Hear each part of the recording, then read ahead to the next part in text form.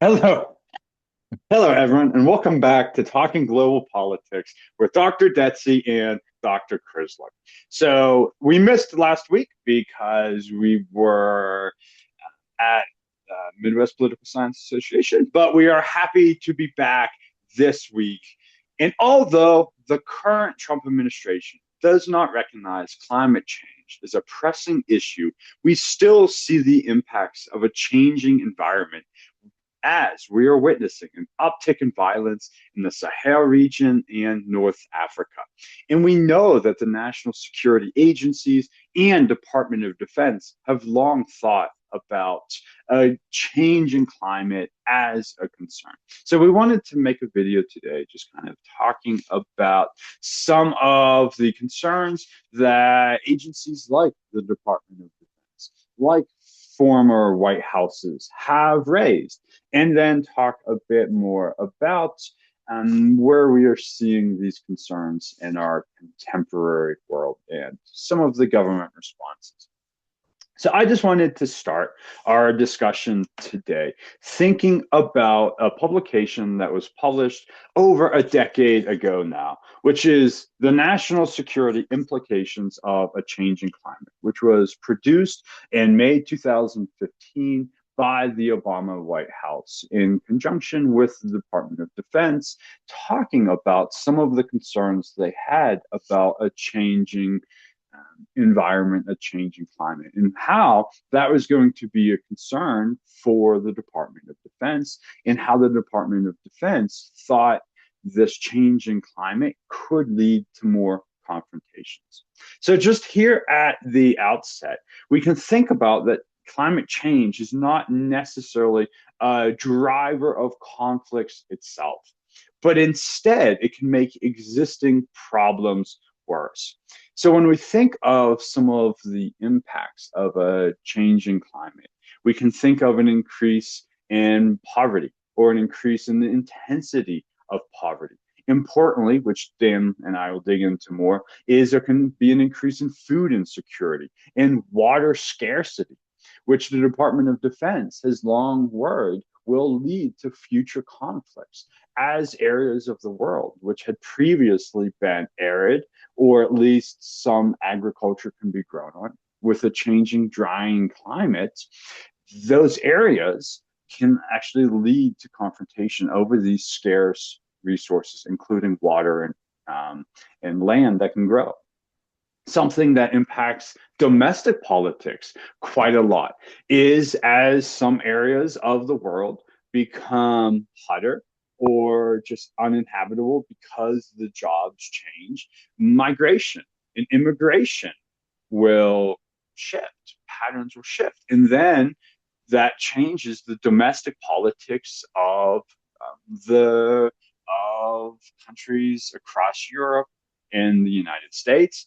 So, although it might seem like climate change is a distant issue for many wealthier countries that can maybe better withstand a changing climate, we see that it can lead to more conflicts. We see that can lead to migration and changing patterns of where people can live or choose to live because maybe the jobs just change. And of course, what we will talk about is it can lead to more political instability, which maybe contributes to some of the conflicts we are seeing today. So Dan has several points that he is going to talk about today, and then we can kind of go back and forth, talk about these issues, and then at the end we will think about how maybe climate change is being addressed in the contemporary political environment. So Dan, nice to see you again. Hopefully you had a nice week off from the show. Oh, it was no week off. We were working, remember? We were working. We That's right. were indeed working. We Dan were. gave me great feedback on my Midwest presentation. I Hmm. appreciate that. Yeah, you don't have to throw it away. Like I said, you can still work on it. It's cool. The one or two paragraphs seemed okay to keep. No, it was fun. So what I wanted to bring up was 3 points. Like I said, I can talk forever on this, and my wife and I had a class on this at the Air Force Academy a few years back, climate change and conflict. So We had a whole semester to talk about some of this stuff. And like Joe, like you said, it's not climate change causing conflict, it's the effects of it. And the effects of climate change affect, uh, much like a lot of other things, affect the poorest, most vulnerable groups of people first. And in this sense, I'm talking about states as well. In my few points here, I want to talk about states as a unit of analysis, but also go sub-state to communal violence in Africa and non-state actors that take advantage of this, which we just saw, and we might have a short clip separate of this of the violence in Mali that just popped up with extremist groups taking over a couple of pretty significant areas, which has happened before, so it's not a new thing. But again, it's a lot of it's driven by some of these effects of climate change and how the governments react to this. So what I wanted to discuss this in a broader sense that climate change is the effects are also, I mean, the big picture wise, they're affecting resources. So when you have a change of resources, whether it's resource scarcity or a different distribution of resources, it's going to cause some strife. And that's really what how you think about climate change and conflict. It's altering this who gets the resources and who distributes them. That's basically what I want to talk about today. There's more to it than that Yeah. too, and we can get to later. But three main points here that I want to talk about, which I just did. It's all about the resources and control resources. The second point I want to make is about different areas of the globe are going to be affected differently, and that makes a difference. And then finally, I'm going to delve into the Sahel region, which is a region I specialized in for a long time and still have interest in. And first describe what it is, what the Sahel is as a region, and why it's under stress from climate change, and why that's causing actual violence, whether it's state on state or communal or non-state actors. So let me begin with how the different areas of the globe are being affected differently. Some parts of the globe are going to get a lot more rain, a lot more moisture, and some parts are going to get a lot less. So drought and flooding. And I'm oversimplifying this a lot, but take for example in India and parts of I'm trying to think of the map here, Northeast Africa are going to get a lot more rain. Think of the Nile River and then the river. I can't think of the, is it the Ganges River that comes through India? But these rivers have this traditional flooding uh, season. So, and farmers rely on these floods. Same with the Nile in Africa and other parts of Africa, in Egypt and other parts of Africa, where they rely on predictable and steady flooding in certain parts of the year and not so much in the other parts of the year. This is how they plan their crops. Well, in India, the monsoons have become much more um, severe, and they've also been unpredictable. So the flooding in the areas of India that rely on it flooding, but not at certain times of the year, they don't want it all year. So those parts of the globe get a lot more rain, and parts of Africa, like Sudan or the Sahel, get a lot less rain. So the conflict you see now in the Sudan or in Sudan, it's not called the Sudan, but in Sudan and in the Sahel, are caused by desert. I told Joe I was going to have problems with this word, desertification, right? So the drying up of a place that was already semi-arid, but that's been sped up a lot. So drought, famine in those areas. Um, this also brings me to my two subpoints of this is that how regions handle this, whether it's India, whether it's parts of Africa or the United States, they handle it differently based on government capacity, number one, and then number two, government policies to address it.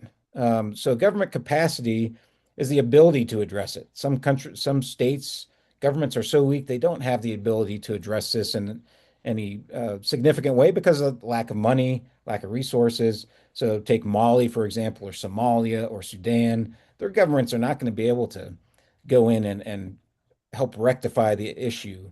If there's flooding in a very poor area, they're not going to be able to alleviate that flooding easily with infrastructure or whatnot. So I'll give you one example that happened here in the United States in 2016, so not too recently ago. It was the first movement of a community uh, to higher ground funded by the both national, state, and local governments to move a community outside of this area affected by climate change. And that was this island in off of the coast of Louisiana. It was a tribal land.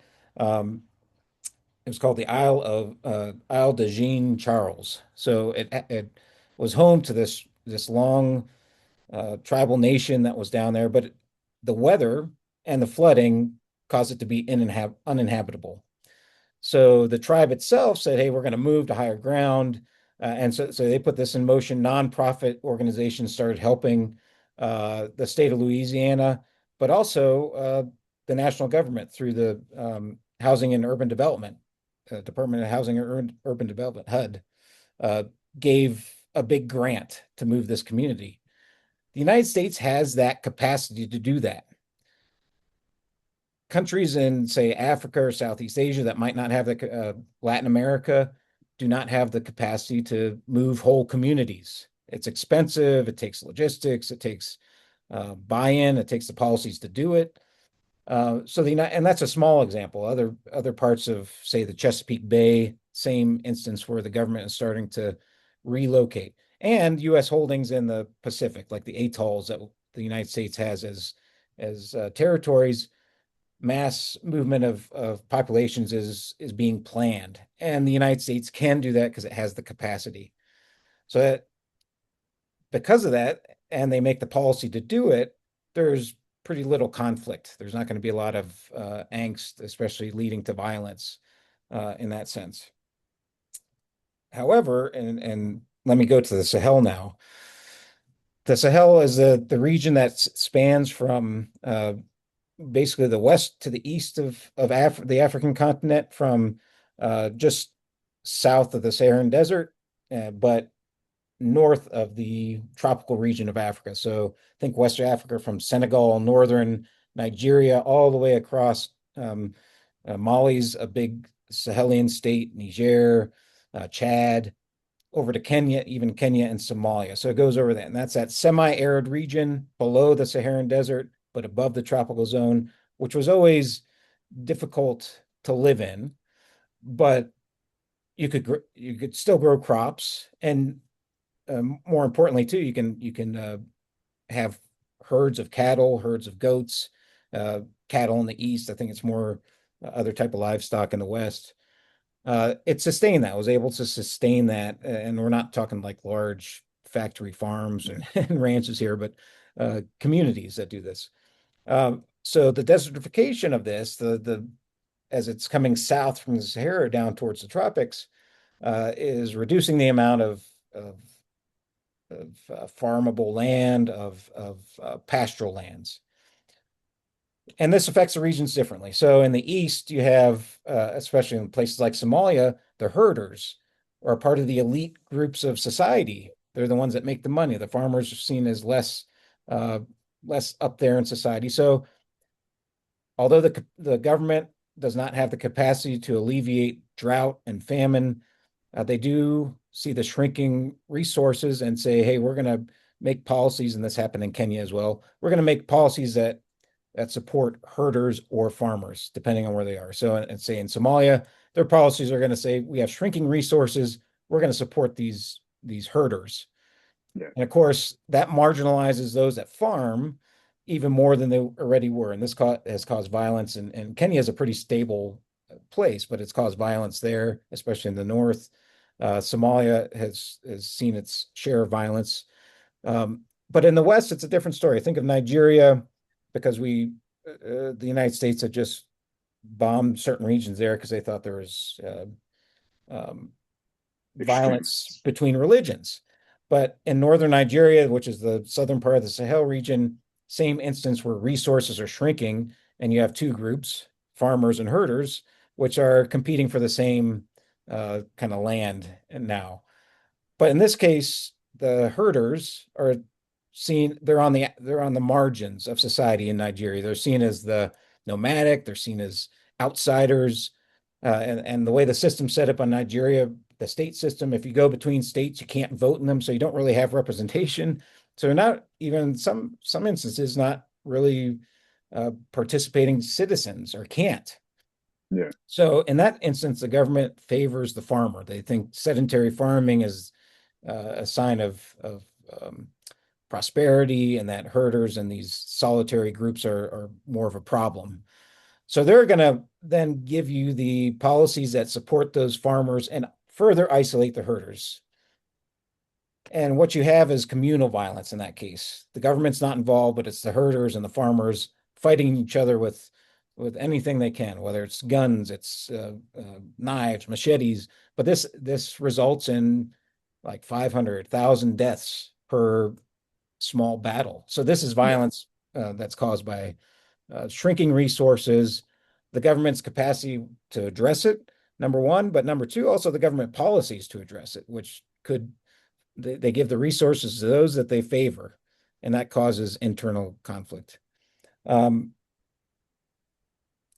my So last, just to jump in there, just to yeah, go jump ahead. in before, so so we see that some states are certainly going to be more negatively impacted from desertification.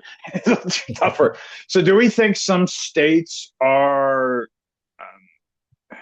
embracing changing climate? So we hear a lot about shipping pathways in the Arctic that Russia will be able to um, more cheaply and easily navigate through the Arctic. And so I've seen some articles over the past several years saying that the Russian authorities might be embracing a bit of a changing climate. So what do we think about that? That places like the Kremlin might actually be okay with a changing climate, although we then read stories about permafrost thawing in Siberia of Yeah, whole those big forest towns. fires. Yeah. Yeah, massive forest Mhm. fires. So it does seem interesting because a place like Russia, which might see some benefits, are also experiencing catastrophic Yeah. forest fires, the melting of permafrost. So, Yeah, I don't think they celebrate just because of that. They don't celebrate it in the sense that, this is going to work out for us because in a big sense, it won't, just like the rest of the globe. It's not going to work out for them. But they do, I think you're right. And the same with the United States and even China is the idea that uh, the melting Arctic Ocean is going to allow for uh, easier easier passage, so cheaper transit, but also strategically much closer. If you look at the globe from the top, where the land masses are much more shorter distance, so strategically, militarily, uh, much easier to transit. Yeah, so I think they definitely do, but again, you see policies that countries like China have taken to not necessarily curb climate change, but to address, like yeah, if you saw Beijing uh, 20 years ago, it was just a cloud of, so they're cloud of pollution, right? So people are getting sick, dying early of cancer, of other ailments. So China's actually embraced this policy of going into green energy. So I think they're yeah, the leading producers of solar panels. They've gone, some of their policies do have their own problems, like building hydroelectric power, but at the same time, by doing that, they're destroying a whole swath of habitat. But they realize that climate change is dangerous to them, not as a government, but as a population, and they're doing their part to curb it. Now, seeing the opening in the Arctic Ocean, yeah, I think they see that as okay, this is something that's happening that we can benefit from. But I don't think they'd say let's accelerate climate change to get this better, because they're going to have uh, the ill effects just like a lot of countries do. yeah, In a lot of ways, China and Russia don't have the capacity a lot of the times to address some of these, and neither does the United States. And it's in a sense that's why the global community was trying to, for a long time, and still trying to, under the Paris Accord or other uh, accords, to get cooperation. And that's been a whole other ball of wax yeah. to talk about sovereignty and what it means to economies and in that sense. So So to answer the Yeah, great. question Yes. shortly, yeah, I think countries take advantage of what's happening, but I don't think they really celebrate it. So, Yeah. but that brings me to my last point, who does kind of so I don't think they celebrate, but also take advantage of it. And it's the non-state actors, terrorist groups, and that's another Yeah. going back to the Sahel region, specifically groups like Al Qaeda and the Islamic Maghreb, which has morphed into a different group now. ISIS has a brand down there, but also some of the northern ethnic groups, the Tuareg, are who have always kind of been fighting against the Mali government because they don't pay attention to them. But they take advantage of this in a couple ways. Number one, uh, Mali doesn't have the capacity to address resource scarcity in northern Mali. And I'm talking about the Lake Chad region, which is Lake Chad was a big water source, but also is shrinking substantially, which feeds into the Niger River, going through Mali down to Nigeria. But what happens is you get these shrinking resources, people who used to fish, especially that was like the primary thing, or farm along the river, that is drying up, literally, right? So what happens with the terrorist groups is they're able to go into these communities and say, you don't have a job, you don't have a means of income. Hey, you take up arms with us, we'll give you this paycheck that you've never seen before, basically. Yeah. And terrorist groups in that region get their money from a lot of different ways. A lot of them is smuggling, illicit trafficking. Another way is tolls. So like if you want to get to the river and access these resources, you have to pay these groups certain fees so that you can go back and forth unharassed. So that's how they get their money as well. But they also offer jobs. And if you're very desperate, you need money, yeah, you're gonna join these groups. And that's kind of a universal tactic of these groups. They also play on the Yeah. grievances of the population. So if the state's not taking care of this, if the state says, you know, screw you, Northern Mali and Tuareg. Uh, these extremist groups or non-state actors to get their way could say, hey, look, not only are you not getting resources and we can pay you money for a job, but your government's trying to push you out or it doesn't care about you. So why not join our cause? And that's again universal throughout the globe as far as non-state actors, especially violent extremist groups, operate. So climate change is helping them out in that sense. In Mali and the Sahel, low capacity governments and governments that marginalize people who are already marginalized. So it gives a big recruiting pool for the extremists. It also gives those people who are out of job a place to go for money and whatnot. And my final point, because I wanted to visit this before, but you talked about Yeah. migration. If you think of places in the Sahel, northern Nigeria, Senegal, places where things are drying up. Fishing is not necessarily profitable anymore, farming or herding. So these people have to go somewhere for work. And they go, you'll, 10 years ago, or less, there's film of migrants crossing the Mediterranean and these not makeshift, but overloaded boats that would capsize and not whatnot, trying to get to Europe for jobs. And some did get there for jobs. That created conflict in Europe, right? And also in the United States, a lot of these groups, I mentioned this last time, will go across the Atlantic into South America and up Central America to the American border.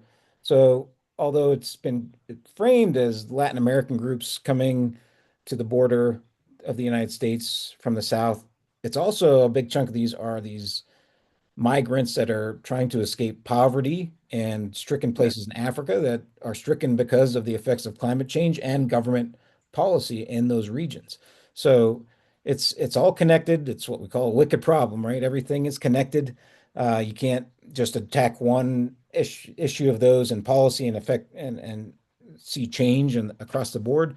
So it's really interesting. That's why I study it, and that's why this what's going on in Mali right now that no one's paying attention to except maybe one or two news sources is important, at least to me, and hopefully to Yeah. everyone else. Yeah. So I'll Yeah. turn Like, it over to you, Joe, on what you think of like the government, U.S. government response. You talked about DoD and stuff being involved in this, but um, how the United States is kind of addressing this. Yeah, it's interesting because like we said at the outset, the current Trump administration doesn't talk about climate change, even in a way that the first administration did. During the first Trump administration, there was some um, um, buffering away from climate change, but the apparatus of the state was still talking about climate change. The Department of Defense was still talking about it. Whereas today, we've seen that it's really moved out of being talked about or included in scholarly research coming out of channels of the institution.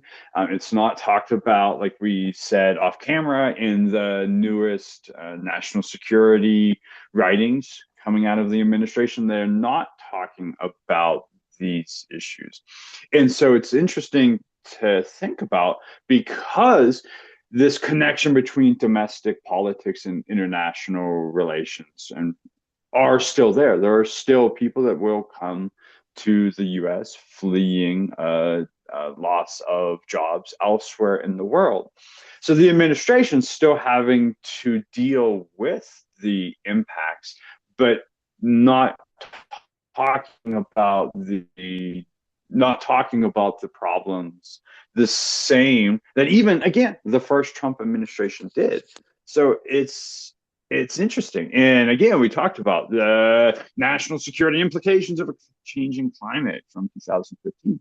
Talked about like the DoD having to deal with military bases in low-lying areas that were going to be impacted by rising waters or more intense storms. Those problems and concerns are, I'm sure, is still there in the Department of Defense. They're still concerned about what happens when a military base is hit by flooding. And they're concerned because it's so expensive. It's going to Mhm. cost a lot of money. So those concerns have to still be there. And so I don't know how the Trump administration, 13, 14, 15 months in, are talking about some of these issues because they have to still be concerned about flooding and will that will that wipe out or damage infrastructure. Um, so I'm not sure. I think because we are so focused right now on the Iran conflict or the Russia-Ukraine war or increasing cost of living that maybe we're not paying attention to these other issues that we would be if there weren't these conflicts. So I don't know. It's a good question that is worth thinking about and definitely diving deeper into. Yeah. And just I did, yeah, if I please, can jump in there too, yeah, one of those points about rising costs, right? And some of these costs are directly related to, say, crop failures across the globe. So whether the press picks it up or not, they always blame inflation on a government or on a yeah, conflict per se. But a lot of it is just going to be, the agriculture that we trade and as we talked about in the last episode of globalization, that just has a ripple effect. Just like the fuel coming or the oil tankers not getting through the Hormuz, that's one thing, but crop failure in certain parts of the globe will affect us with regards to prices. And just as an example too on this, the Ukraine war when it first started, Ukraine is kind of the breadbasket of the region. A lot of crop failures were happening in Italy yeah, and Southern Europe. And so they're relying on crops from Ukraine, but also grain coming from Ukraine was needed in places like Sudan and Somalia, where this famine was occurring.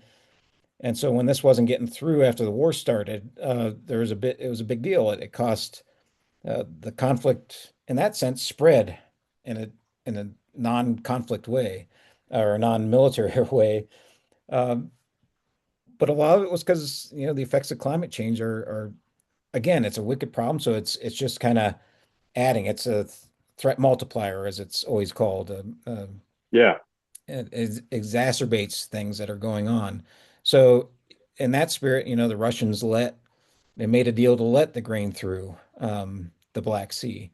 So it was an interesting um, moment of kind of, is it comedy? The right word, not comedy as an error, but comedy, Comedy of of errors. being able to address a global problem together while you're still fighting a war. But yeah, so rising prices not always because of politics, but because of, again, crop failures, policies of distribution, that type of thing. So yeah.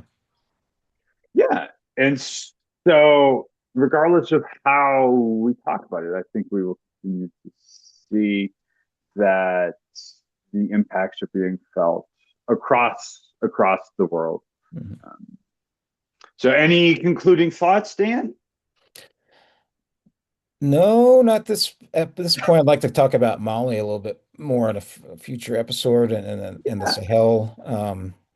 Again, climate change is exacerbating this conflict, but it's a conflict that's been there a long time, and the U.S. Uh, paid pretty good attention to, especially after 9/11, the Sahel region, because they saw it as another Afghanistan type where groups could arm in these weak states and reach out and cause problems for the United States and Europe. That threat is not, dissipated, but we have, as a society, as a government, um, shifted our attention elsewhere to what we yeah, perceive as other threats, which is always interesting to talk about. So even outside of climate change, and I think we might do that in another short episode. yeah, absolutely. I would like to talk to you about this idea of constructivism and why administrations think some issues are worth touching on, and then kind of go out of favor of the administration. So, absolutely. So, thank you, Dan, for your thoughts on an important issue of a changing climate. Anytime. It was fun.